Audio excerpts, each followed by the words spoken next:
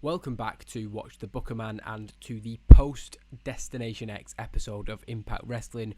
We're now into the final 3 months of the series, so you could say that it's the road to Slammiversary and the road to the end of the series beginning. I'd argue that that's probably the 2 months between lockdown and Slammiversary that more represents that for me, or has in previous years. But like I said last time, I've done a lot of planning of everything that's going to happen. Of course, injuries and maybe people getting signed away can change plans, and even if just the way your storyline's going doesn't sit right with me, things can always change, but I have a really good structure and basis in place there that gets us to Slammiversary. And what really I like about doing the long-term booking is that you can put seeds in place very, very early on, and I've done that throughout the save really of ideas that I've had that are long-term. I've always tried to place little hints and things there throughout so that it means a little bit more when it comes through, and hopefully all the efforts that go into this next few months that leads to Slammiversary will lead to a fitting end. That's enough talking there. I've just got the Destination X card on the screen there so you can look through the results once again if you missed the episode or you just want a quick recap,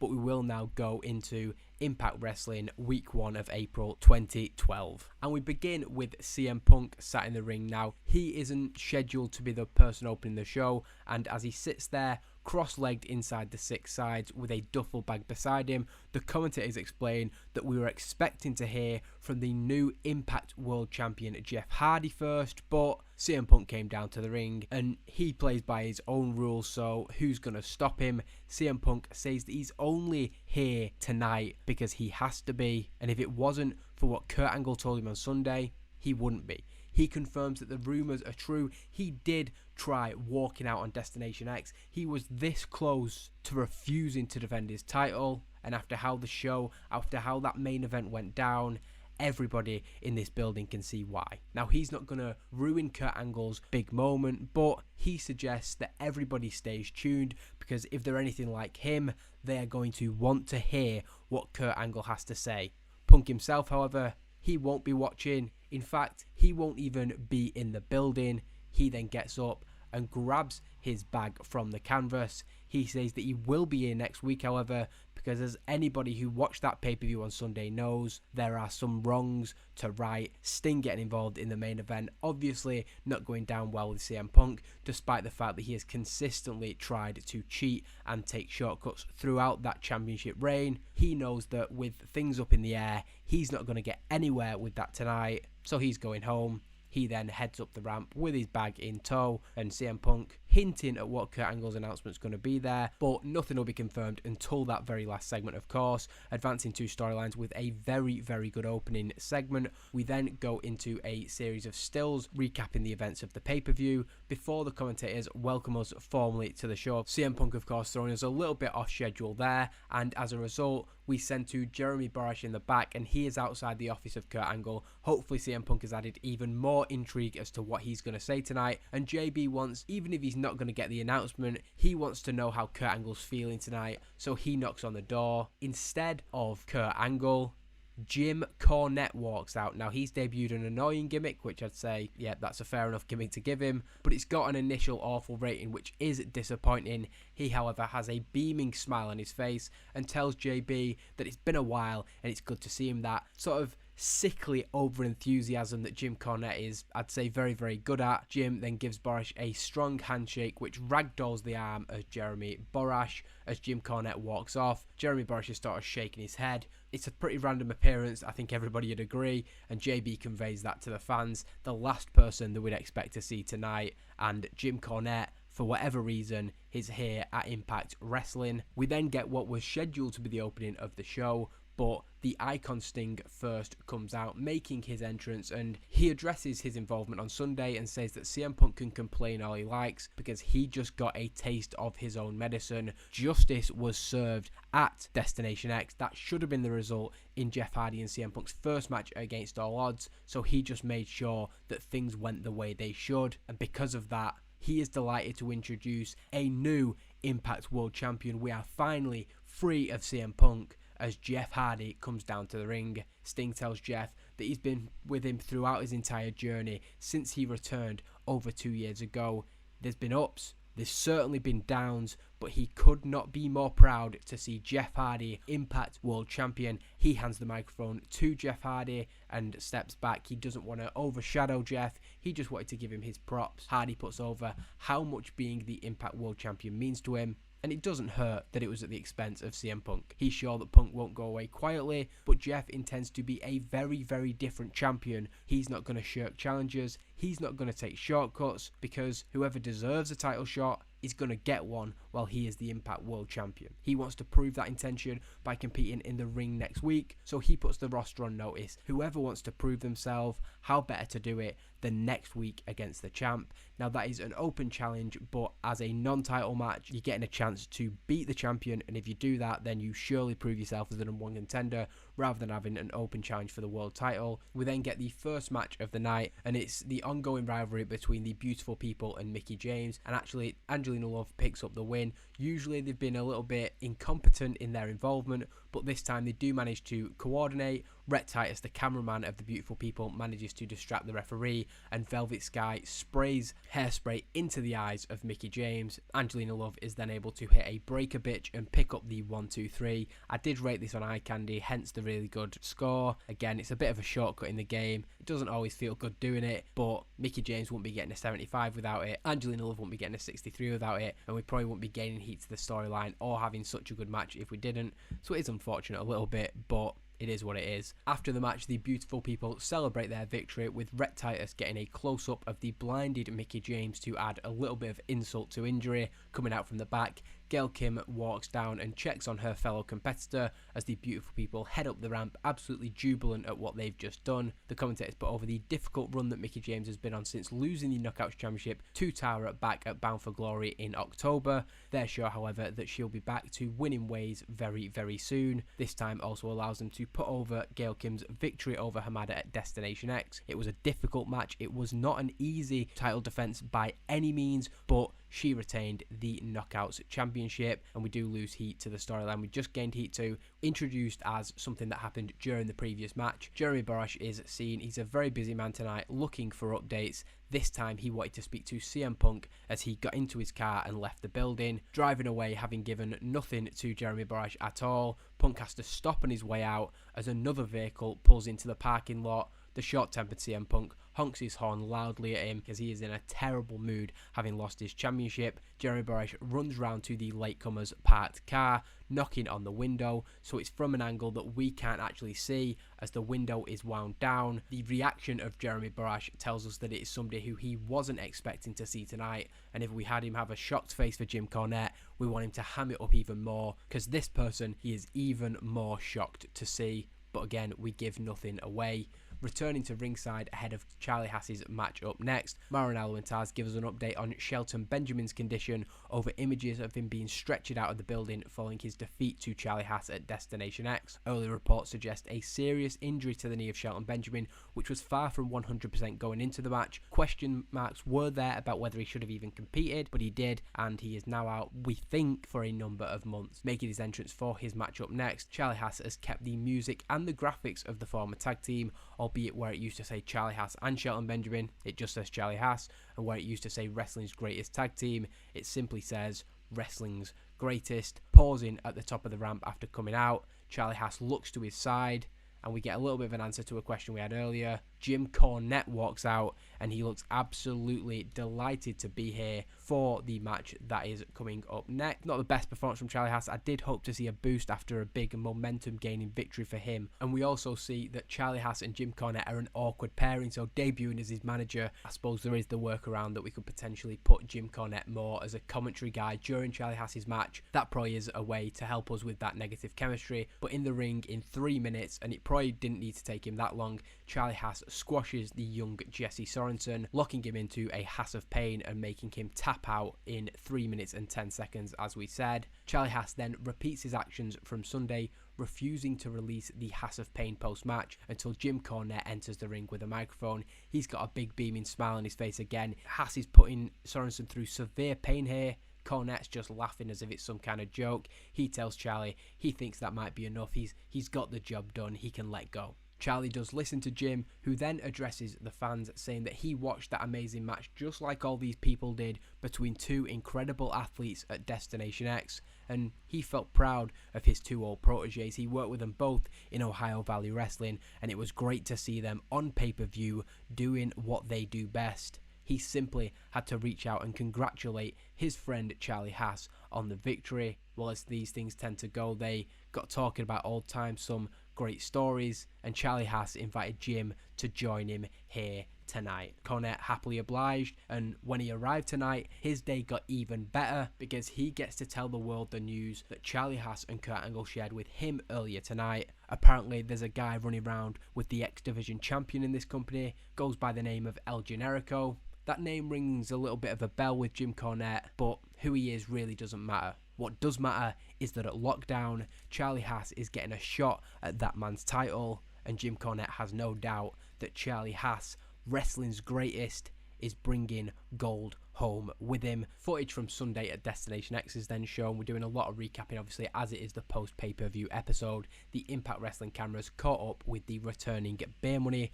James Storm and Robert Roode reiterated that they're back for the Briscoes after Jay and Mark tried to permanently disfigure them with beer bottles last month. Jay Briscoe loves to run his mouth, but tonight, of course referring to Sunday, the Briscoes just ran. Beer Money are going to keep it simple for Thursday night on Impact Wrestling. They're going to come down to the ring and call out the Briscoes for a fight. So James Storm doing well, and it's a good segment there, gaining heat to the storyline again. And basically, as we said, this is just hyping up that there'll be a segment later in the night where Beer Money call out the Briscoes. Before the third match of the night, the commentators say that during that footage, they were informed of an ongoing incident in the back. So when we cut to the back, we see that there's already an attack ongoing.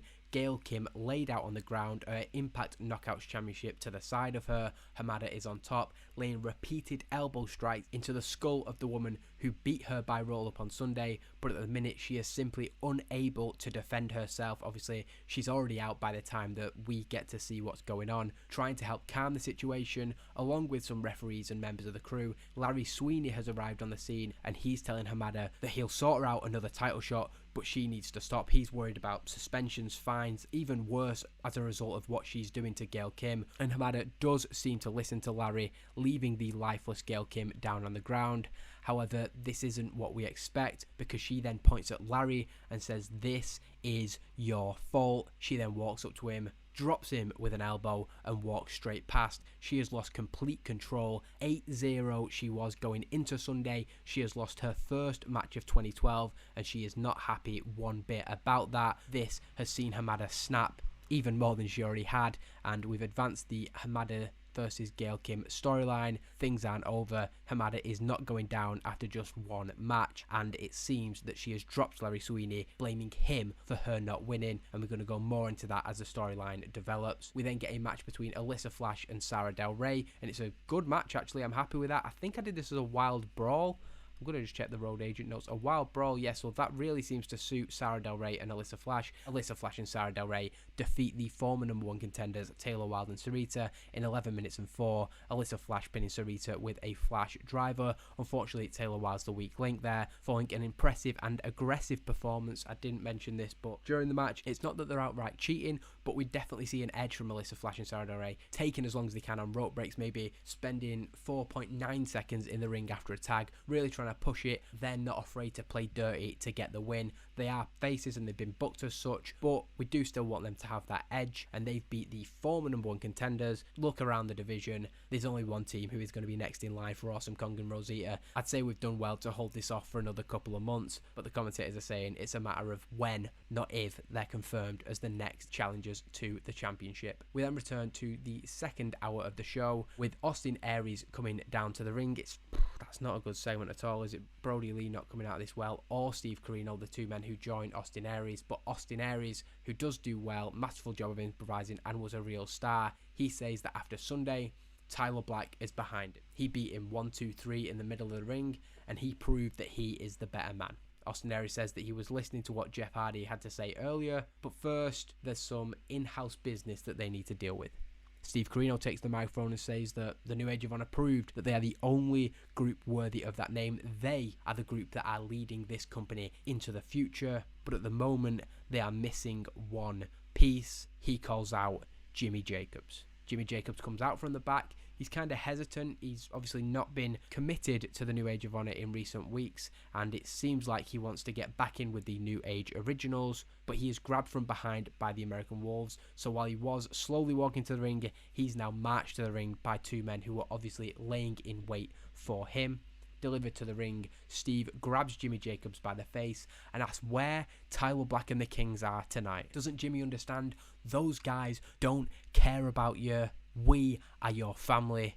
Steve Corino tells Jimmy that his mind is his greatest asset, but he's also his worst enemy. He needs to remember who it was who pulled him up from rock bottom, and Corino points at himself when he says this, who Jimmy Jacobs owes his life to. Steve Corino demands that Jimmy Jacobs apologizes, and he comes back to the New Age of Honor. Jimmy Jacobs shakes his head and turns to leave, but he is grabbed by the Wolves, who deliver him straight into the right hand of Brody Lee, who chokeslams him into the canvas. Jimmy Jacobs rolls around in severe pain. Corino crouching next to him. He says that Jimmy has lived a life of pain and suffering, and perhaps it's got to the point where violence is the only language that he now understands. Next week, the big rig Brody Lee will go one-on-one with Jimmy Jacobs, and he will only stop when Jimmy Jacobs is willing to say that he is sorry. The New Age of Honor then leave Jimmy Jacobs in the ring. A very sadistic side shown from Steve Corino there. Kurt Angle then addresses the fans. He's got a major announcement tonight, as we've mentioned several times already, following the conclusion of the Motor City Machine Guns versus the Young Bucks match in the main event. He's going to go out to the ring. He's aware that depending on how long that match goes, he might have a lot of time to talk, or he may have to keep it short and sweet. So with that in mind, he has a few things that he wants to say before then. However, as he does start to speak, Samoa Joe walks into his office, wheeling a suitcase behind him. He thanks Kurt Angle for a great vacation, saying that he feels rejuvenated and ready to fight after 30 days away from this place. He jokes that it's great to see that Kurt has managed to get things under control while Joe was out of the picture. So a very sarcastic remark there at the fact that Joe was suspended because apparently he was causing so many problems. But actually, things have just gone from bad to worse since Joe's been away. Kurt Angle is furious at the latest of many shots taken from Samoa Joe to him. But as has been the storyline since the very first episode of Impact Wrestling, Joe can say what he wants and Kurt can't do anything about it. For Joe, the fun is over. He is back for business, and on his way in tonight, he received a call from CM Punk. Joe says that he is going to be front and center for Kurt Angle's announcement tonight. He rubs his hands together. He would not miss this for the world. So of course, heavily hinting at what this announcement's going to be, but not quite confirming it yet. Jay Lethal then bounces back from a disappointing night on Sunday. He was the one pinned in the Impact World Championship match by Jeff Hardy, and despite the fast-paced offense of Jack Evans, Jay Lethal is able to defeat him with a lethal injection. A solid performance from Jay Lethal in a short match, but he's not quite at that main event level. Maria Kanellis joins him and informs the Impact World Champion that his search for an opponent next week has come to a pretty quick conclusion, because you're looking at him in the ring. The record books may show that Jeff pinned Jay on Sunday, but everybody who watched knows that it took Sting getting involved to make that happen. If he hadn't, she's quite sure that Jay would have taken down CM Punk and become the Impact World Champion.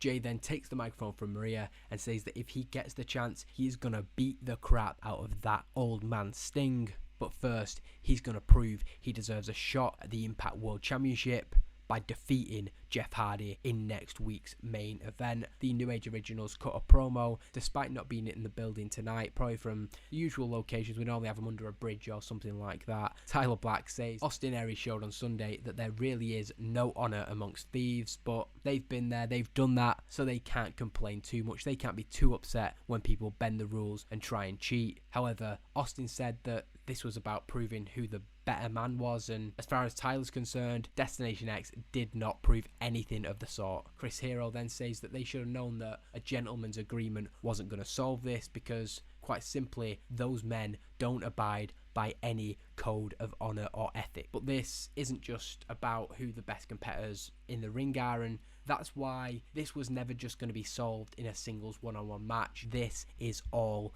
out warfare. There can be only one, and as far as Kiro's concerned and the rest of the New Age Originals, of course, there is only one way to settle an issue like this. The New Age Originals will be at Impact Wrestling next week because they know exactly what needs to be done. They're sure that the New Age of Honor know exactly what needs to be done, but we're going to get that segment next week, a big face-to-face. Beer Money make their way out from the back, and it's a repeat of what happened last month. Jay and Matt Briscoe attempt to ambush them, but they've learned. James Storm and Robert Roode they sort of had one eye on this, and as soon as they hear the Briscoes coming down the ramp, they turn and a brawl breaks out. So the first time that these men have got their hands on the Briscoes since that attack, and we can see that they're the more fired up, to be fair, and they get the better of their rivals. The situation actually leads to them having Mark Briscoe in the ring, an isolated figure, setting him up for a DWI. However, before they can hit the move, Jay Briscoe pulls Mark to safety, with the two men once again backtracking. In terms of their personal pride, they're not happy to back down from a challenge, but they can see that perhaps tonight they're outmatched. The red mist has descended for James Storm and Robert Roode. James Storm takes a microphone and said all he's heard in the last few months is about how these guys are desperate to be booked on this show. They think that they deserve to be a part of Impact Wrestling. They want the Impact Wrestling World Tag Team Championships. Well, allow him to extend the challenge. Prove yourselves by fighting us. Whenever the Briscoes want it, Beer Money are ready to fight, but unfortunately it's not going to be tonight that we see any more action between them, as the Briscoes do back away without giving an answer to that challenge. We do get the crowd hotter, which suggests that the crowd were probably a little bit low going into this main event, but it is what it is. The match does get the crowd buzzing, and it's a solid main event. So the Motor City Machine Guns defeat the Young Bucks in 12 minutes and 25. These two teams obviously had great chemistry when they did wrestle each other, so we just sent them out. Because the main event is that segment, I wanted to put these in this position where we can just put a great match on before. Nick Jackson, unfortunately, the weak link. I think, did I set this to steal the show? It's not quite done that, and this hasn't really been that good of a show in terms of in-ring action, to be fair. It's been very, very heavily angled, and the matches themselves haven't rated that well. So we'll see how that affects the overall show rating. Roderick Strong joined commentary during the match, and because he was out there, Desmond Wolfe also came out, joking that actually he's come out to get away from Bryan Danielson because those two guys haven't had a good word to say to each other since Sunday, despite their victory over Steen and London. It is noted that Steen and London aren't here, teasing Bryan Danielson and Wolf there not getting along, as we did at the pay-per-view when they had those crossed words after the match. But the two men joining commentary not having any impact on the outcome, and following a Made in Detroit, Chris Sabin pins Matt Jackson.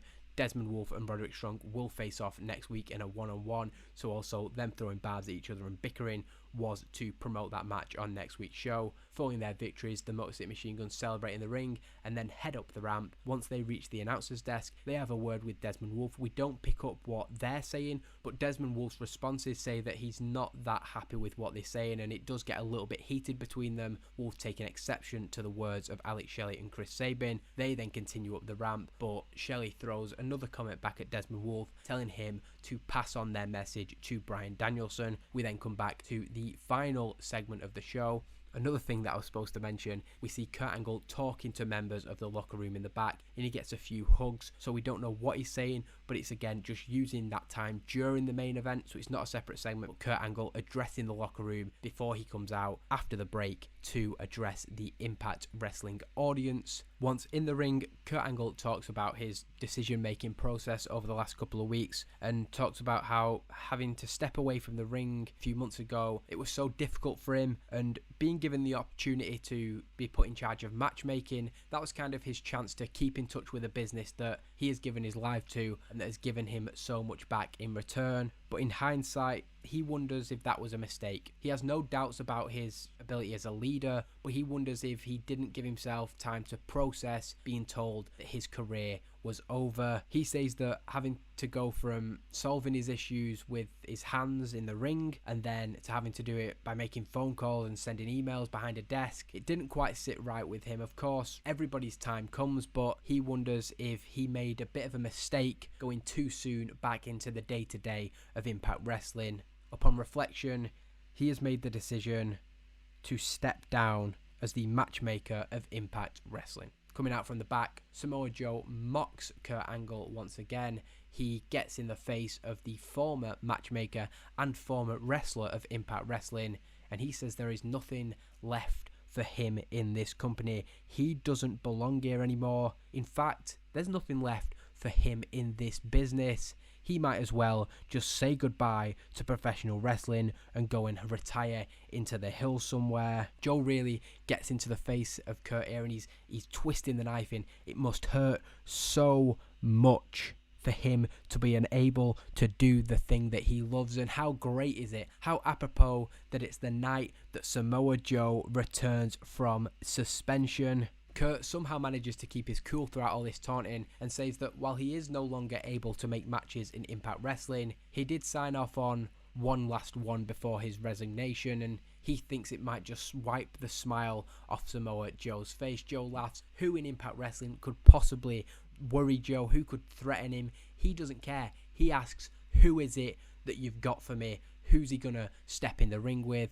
Kurt says, at Lockdown, you'll face me. Samoa Joe's face drops. He was not expecting that. Angle headbutts Joe, sending him out of the ring. He rips his shirt off. He's in fighting shape. This is 3 months of frustrations let out in that one headbutt. Of course, a callback to the first segment that these two men had in the company. And Kurt Angle stands tall in the ring. A huge announcement, a huge double announcement. He is stepping down as matchmaker, but despite the popular belief that he was retired, Kurt Angle is returning to the ring at Lockdown. That's the end of the show. Also, we think, as Kurt Angle stands tall in the ring, walking out from the back, Paul Heyman makes his return to Impact Wrestling, and we leave it there. That's not the best segment in 80. I did probably expect better. A shocking return. I know this is Paul Heyman's TNA. The whole series has kind of been that, but why he's back, we don't know. We've got plenty of questions, and I suppose that's the beauty of an episodic show. Next week, we will answer every single question anybody possibly has. Despite the underwhelming match card, we do actually have a really good show, an 82 rating, and we have set massive wheels into motion there. We'll be back once I've booked Evolve Wrestling to go through everything that happens on that show as well. Evolve Wrestling begins with a really good promo from D'Angelo Dinero. Very impressed, and it's showing that his time on Evolve is doing what we set out for it to do. He says that with Evolve Wrestling back to normal, albeit after an incredible Super X Cup which he puts over, especially shouting out Kota Ibushi, who really impressed him. But tonight it's about Evolve Wrestling and the Evolve Championship, and he's opening it up to anybody apart from Adam Pearce. Dinero thinks it might be a little while before we hear from him. Of course, the last time we saw Adam Pearce, he was pushing over a referee, so serious disciplinary coming for him. And the challenge is answered by Consequences Creed. Not that good of a match, so we see that Dinero is a lot better on the microphone than he is in the ring. Creed getting an opportunity, but is off his game tonight. D'Angelo Dinero defeating Consequences Creed in 7 minutes and 48 with a DDE, an impressive 7th defense of the Evolve Wrestling Championship, but a good display from Consequences Creed, it has to be said. There is then a sign of respect between Creed and Dinero after the match, and Pope requests a microphone. As he's turned away, in that split second, we see that Homicide has come down and he jumps Creed from behind, throwing him out of the ring. When Dinero fights back, Homicide pulls a steel pipe out of his shorts and takes Dinero down. Duck comes out, he wants to help his friend and stop the attack on Dinero, but Homicide, with the steel pipe, warns him to stay back. He then grabs the face of D'Angelo Dinero and says, "I hate you, D'Angelo Dinero.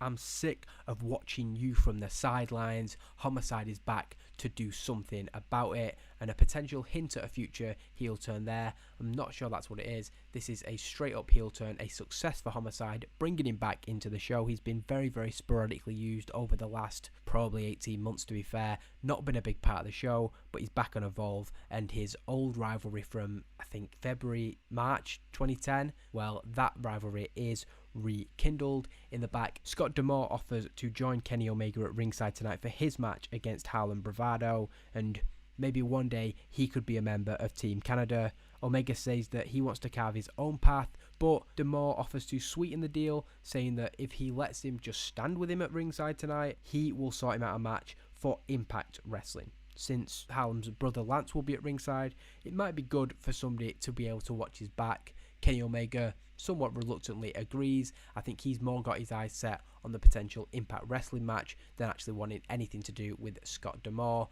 but it seems to suit both of their needs for this to go ahead.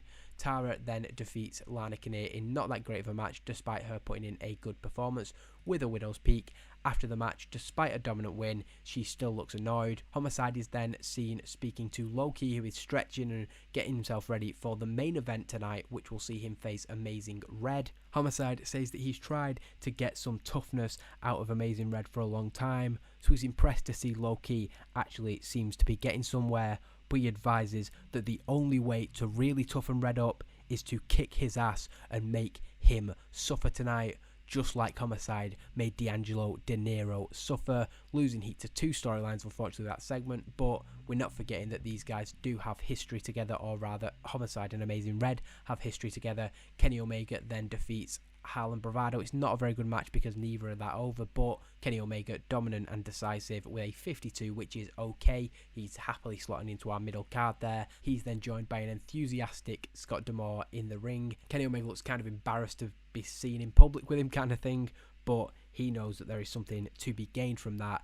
namely a shot on Impact Wrestling. Homicide then approaches Amazing Red, warning him about the fight that he is in for. They've got their history in LAX, but Red stops him. He says he doesn't like what he did out there, and if that's the path that Homicide's taking, they're not going to be going the same route. Homicide says that's the exact reason why Amazing Red is never going to amount to anything, and why Low-Key is going to kick his ass tonight. It's lucky that Low-Key's going to do that up next, because Homicide would have done it right now if not. However, in the main event, Amazing Red picks up a victory over Low-Key. It's a really good match. Low-Key with an incredible performance. Amazing Red doing well also. It's a Code Red that picks up the win. Perhaps a surprising result here, and the idea, the booking of the match, the psychology of the match is that Low-Key just gives Amazing Red a battering, but he shows that toughness and resilience. He comes back for more. Hopefully, I know it's not a massive character development for Amazing Red, but a little bit of something for him as he does pick up a win over Low-Key. Now again, we know what Low-Key's like in reality, so putting people over certainly wasn't his favourite thing, and after the match it perhaps comes a little bit more clear why Low-Key's the one losing here, because after shaking hands with Amazing Red, he kind of gives a wave off to the fans. He is leaving the company. I just thought re-signing him and keeping him in this sort of unimportant position, there's certain people where I think you can have them, and it's like having them and not doing anything with them, or having them as a mid-card just doesn't work. I'd say Austin Aries is the same. Just having him as one of the guys in the company just doesn't work. The guys who need to be in a prominent position, otherwise they're not really worth having. It's a really good show. Very, very happy with that. Propped up by that main event and by a fantastic promo from D'Angelo Dinero. But Evolve Wrestling's back, and it's now, despite how much I loved Super X Cup, it's great to have that hour again of using people who maybe weren't on the main TV show. We see there Low-Key gone from Impact, but that just opens up spots for other people to be getting involved. Paul Heyman's back in Impact Wrestling. Why is he back? We don't yet know, but on next week's show we might not get the complete answers, but we're going to get more of that story. Kurt Angle, Samoa Joe happening, everything that's going down. I think it's one of the times that I've most been looking forward to in this save. Bryan Danielson coming into the company was one of them. CM Punk coming into the company was the other one. And with Paul Heyman's return and what happens next week, we are setting the wheels into motion for what is to come next. Arguably the biggest moment in the save coming very, very soon. And then on we are, on our way to Slammiversary. Thank you for watching. Thank you. I'm going to say this I think every time now, but thank you for sticking around if you're still watching these videos and still following the series. It does mean a lot given how sporadic and inconsistent that I've been for quite some time now. But like I said, cheers, thank you, and I will see you on next week's show.